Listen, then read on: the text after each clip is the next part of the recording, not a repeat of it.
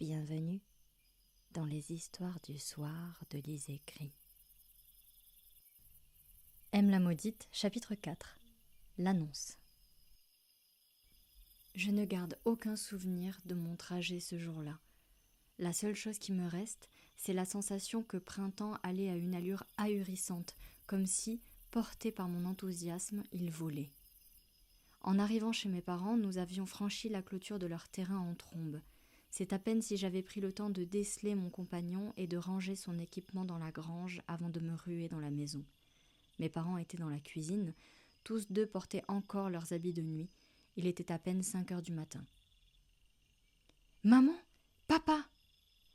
En m'entendant, ma mère sursauta. Son bol d'eau chaude lui échappa des mains et se brisa au sol. Elle me regarda ahurie. « Hello, mais où étais-tu » demanda-t-elle.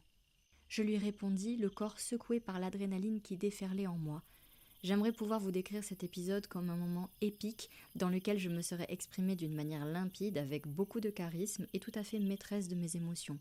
Mais je me dois d'être honnête avec vous, et à l'image de la jeune fille que j'étais à l'époque, je pense que ça a plutôt dû ressembler à un déversoir de propos décousus. Il va y avoir des jeux dans 3 mois, enfin 2, pendant 10 jours, en juin. C'est sur le parchemin de la porte quand j'étais cachée. Il y aura des épreuves et tout le monde peut participer. Enfin non, pas moi parce que j'ai pas 18 ans, enfin pas encore, mais dans 3 ans je participe et je serai invitée au conseil si je gagne. Vous vous rendez compte ? Le roi nous invite au conseil. Calme-toi, Héloïse.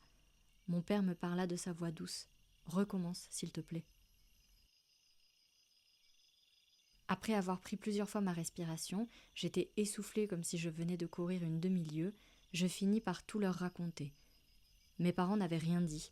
Ni l'une ni l'autre ne haussa la voix sur moi ou ne me reprocha ma fugue nocturne. Je les vis échanger un regard et mon père se tourna vers moi une nouvelle fois.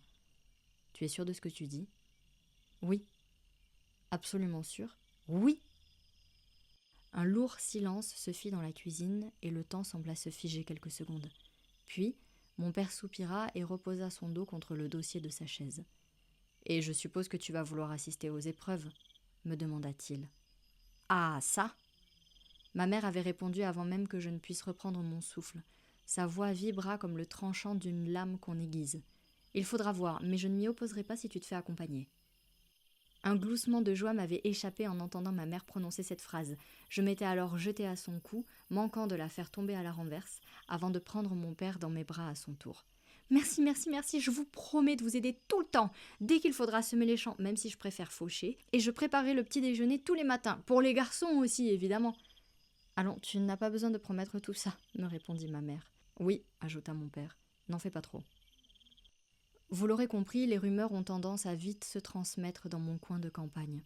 Et celle-ci en particulier s'était répandue sur nos routes et sentiers comme une traînée de poudre.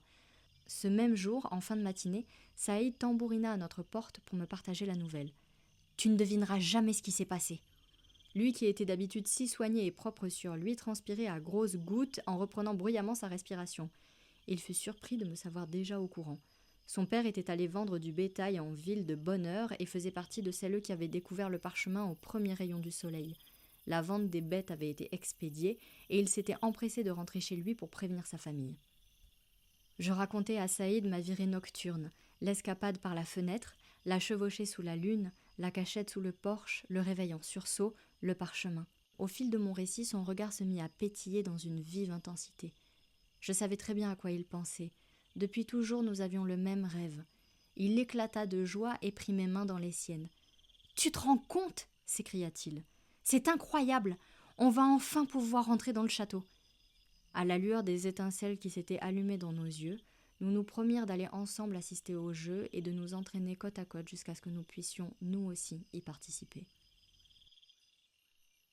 Comme toujours, le plus difficile pour moi avait été de patienter. Ce fut une période d'une grande intensité. Le matin, j'étais la première debout. Je me levais tous les jours de bonne heure, avec une grande détermination. J'avais le temps de tout installer pour le petit déjeuner avant qu'une de mes parents ne descende dans la cuisine. À la maison, j'exécutais les tâches qu'on me donnait sans rien dire, j'anticipais même parfois les besoins et j'aidais au champ avec beaucoup d'entrain. Après l'annonce officielle des jeux, Saïd et moi avions décidé de commencer à nous entraîner au combat à l'épée. Nous nous en étions taillés chacun une dans les branches du grand chêne qui séparait nos champs. Notre rituel de fin de journée se transforma donc en atelier sculpture et polissage. Nous limions, râpions, taillions nos bouts de bois pour leur donner l'allure de véritables lames affûtées. En tout, il nous fallut un bon mois pour que nos épées de fortune prennent leur forme finale. Pendant ce temps, les choses s'activaient aussi à travers tout le duché.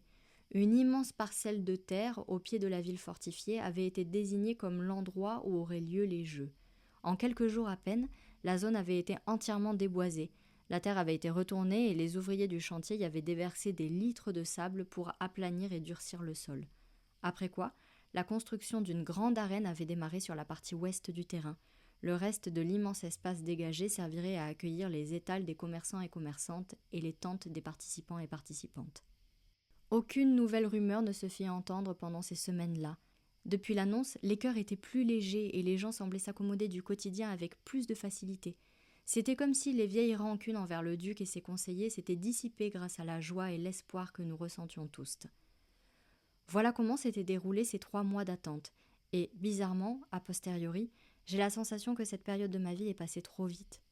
À ce moment-là, je n'avais aucune idée de tout ce qui allait m'arriver par la suite. Je ne savais encore rien des bonheurs et des peines qui m'attendaient. J'étais tout simplement affairée à grandir en profitant de cette immense joie qui me poussait de l'intérieur et me donnait l'impression que je pourrais franchir tous les obstacles.